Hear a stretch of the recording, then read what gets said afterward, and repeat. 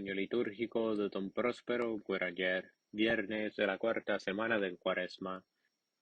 La estación se celebra en la iglesia de San Eusebio, sacerdote romano, vivo en el siglo IV y sufrió por la fe en la persecución de los arianos en tiempos del emperador Constancio. Colecta, oh Dios que renuevas el mundo con tus inefables sacramentos, suplicarnos te hagas que tu iglesia progrese en las enseñanzas eternas y no se vea destituida de temporales auxilios por el Señor. Epístola, lección del libro de los Reyes.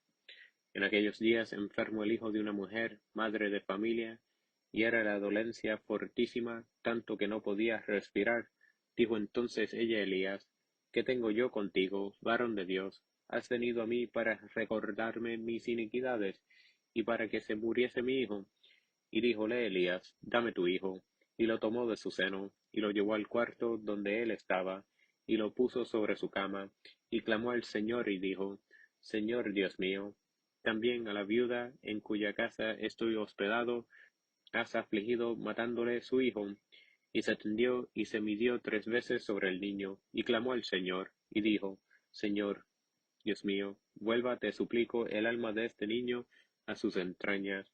Y oyó el Señor la voz de Elías, y tornó el alma del niño a su interior, y revivió. Y tomó Elías el niño, y lo bajó de su habitación a la parte inferior de la casa, y lo entregó a su madre, y díjole: He aquí a tu hijo vivo. Y dijo la mujer a Elías: Ahora reconozco en esto que eres un varón de Dios, y la palabra del Señor es verdadera en tu boca.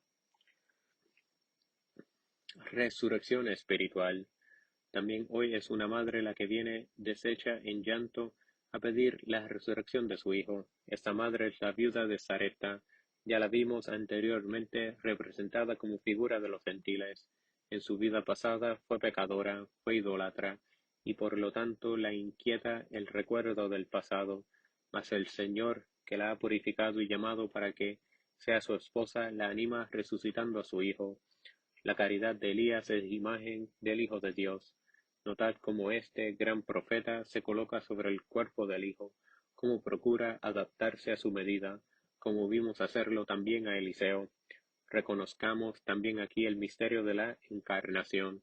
Toca 3 veces al cadáver, y 3 veces sumergirán a los catecúmenos en la pila bautismal, invocando en el acto los nombres de las 3 personas de la adorable Trinidad. En la noche solemne de Pascua dirá también Jesús a la Iglesia su esposa: Mira a tus hijos dotados de nueva vida.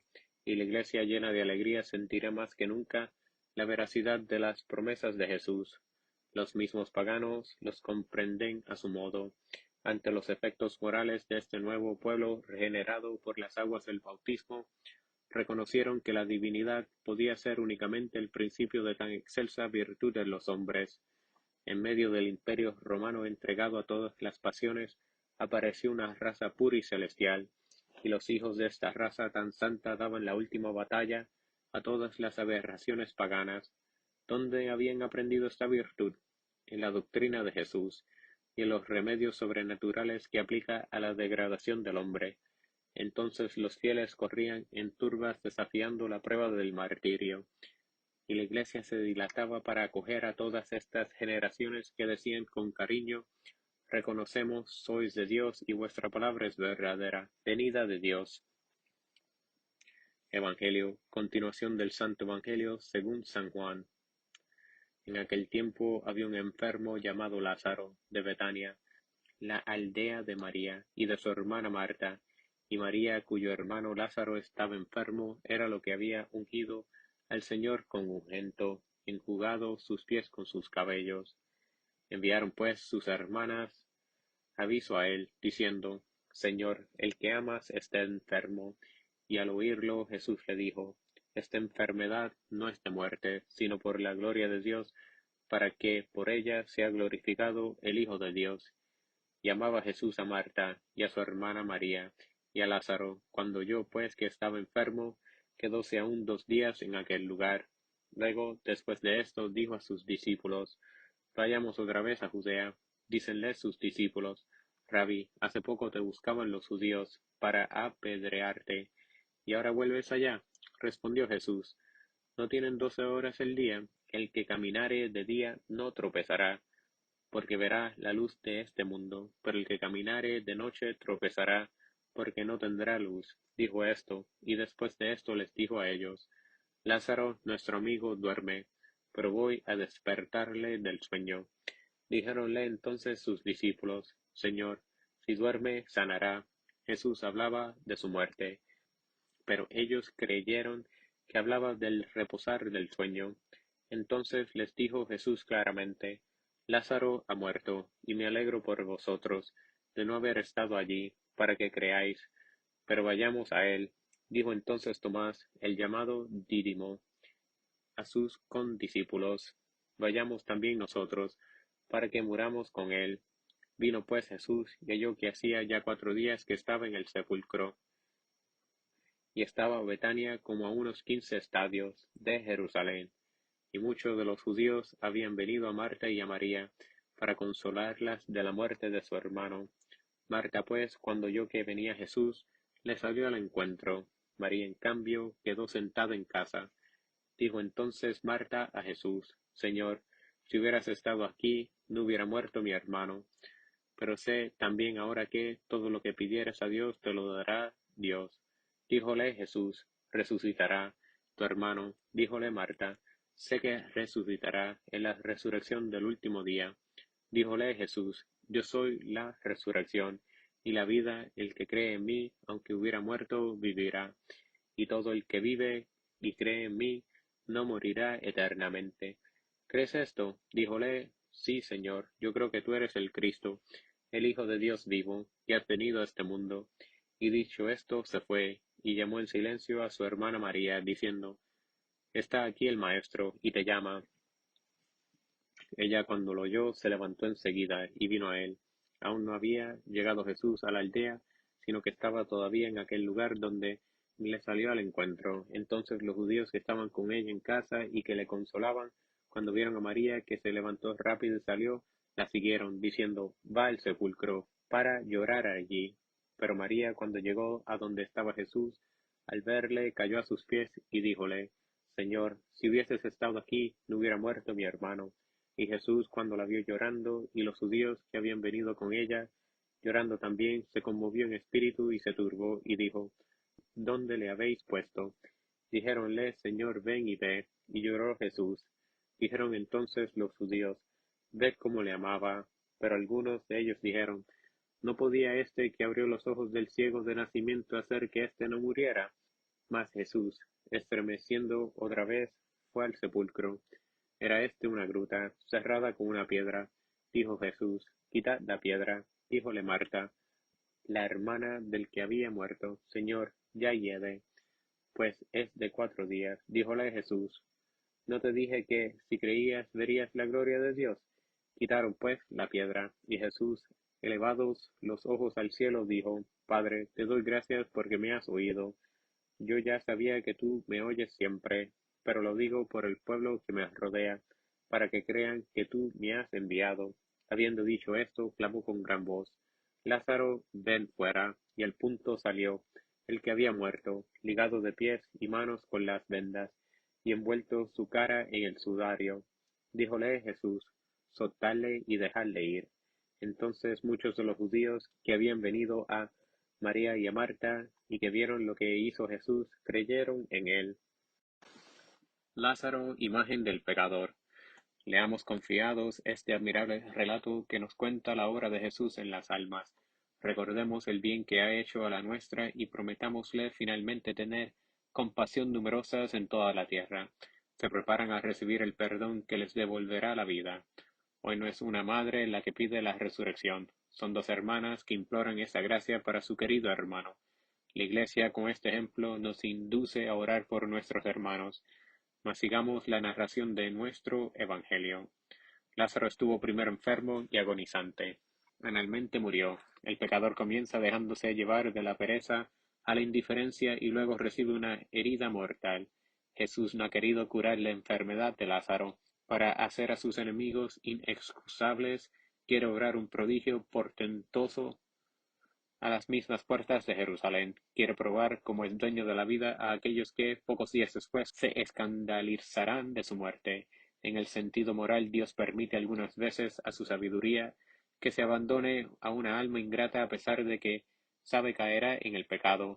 Más tarde la levantará y la confusión de su caída la servirá para mantenerse en la humildad que la habría preservado.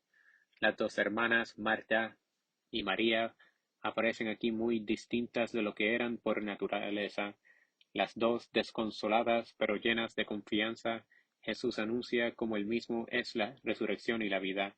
Quien espere en él no morirá eternamente, pues es lo único que hay que temer. Mas cuando ve llorar a María, cuyo amor conocía muy bien, se conmueve y se turba. La muerte, castigo del pecado del hombre, fuente de tantas lágrimas, conmueve su corazón divino. Llegado al sepulcro que guarda el cuerpo de su amigo Lázaro, llora santificando de este modo las lágrimas que el amor cristiano nos arranca al borde la tumba de la que amamos. Ha llegado el momento de levantar la piedra, de demostrar en pleno día el triunfo de la muerte. 4 días hacia que Lázaro se hallaba en el sepulcro, es imagen del pecador envejecido en su pecado. No importa, Jesús no rechaza este espectáculo. Con voz que estremece a cualquier hombre y hace temblar al infierno, grita: Lázaro, sal fuera, y el cadáver salta del sepulcro. La muerte ha oído su voz, pero sus miembros están aún enfajados, y su rostro cubierto no puede moverse. Sus ojos no ven. Jesús manda quitarle las vendas, y a su mandato manos humanas devuelven a los miembros de Lázaro su antigua libertad y a sus ojos la vista del sol. Esta es también la historia del pecador reconciliado. Una sola palabra de Jesús hubiera sido suficiente para convertirle, para conmover su corazón e inducirle a confesar su pecado. Mas Jesús deja en manos de sus sacerdotes el desatarle, iluminarle y devolverle el movimiento. Este prodigio, obrado en los días en que nos hallamos, exacerbó el furor de los judíos. Este último beneficio le convirtió en blanco de su rabia. En adelante ya no se alejará de Jerusalén. Betania, donde acabo de obrar este milagro, no está muy distante de allí. 9 días más tarde, la ciudad infiel contemplará el triunfo del Mesías.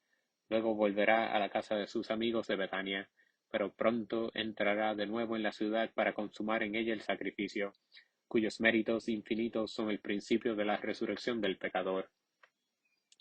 Recuerdos históricos. Esta esperanza consoladora fue causa de los que los primeros cristianos multiplicasen en las pinturas de las catacumbas la figura de Lázaro en el momento de su resurrección, y este tipo de la reconciliación del alma pecadora, esculpida igualmente en el mármol de los sarcófagos de los siglos IV y V, se reprodujo hasta en las vidrieras de nuestras catedrales. Antiguamente Francia honraba este símbolo de la resurrección espiritual en una piadosa costumbre conservada en la célebre abadía de la Trinidad de Vendôme, hasta que fueron aboliéndose nuestras instituciones católicas. Todos los años en este día se llevaba a la iglesia abacial un criminal conducido por la justicia humana. Llevaba una soga al cuello y en la mano sostenía una antorcha que pesaba 33 libras, en recuerdo de los años del Divino Libertador. Los monjes hacían una procesión a la que asistía el criminal, así como el sermón que le seguía. Se le llevaba entonces a las gradas del altar. Allí el abad, después de una exhortación, imponía como penitencia la peregrinación de San Martín de Tours. Se le quitaba entonces la cuerda del cuello y quedaba libre. Este uso litúrgico tan cristiano y tan patético se remontaba a los tiempos de Luis de Borbón, conde de Vendôme. En 1426, durante su cautividad en Inglaterra, hizo voto, si Dios le devolvía la libertad, de establecer en la Iglesia de la Trinidad, en testimonio de reconocimiento, este homenaje anual a Cristo, que libertó a Lázaro de la tumba. El cielo se compadeció del príncipe y pronto obtuvo la gracia que con tan gran fe pedía. Oración. Humillad vuestras cabezas a Dios. Suplicarnos, oh Dios omnipotente, hagas que, puesto que conoces nuestra debilidad y confiamos en tu poder, nos alegremos siempre de tu bondadosa piedad. Por el Señor.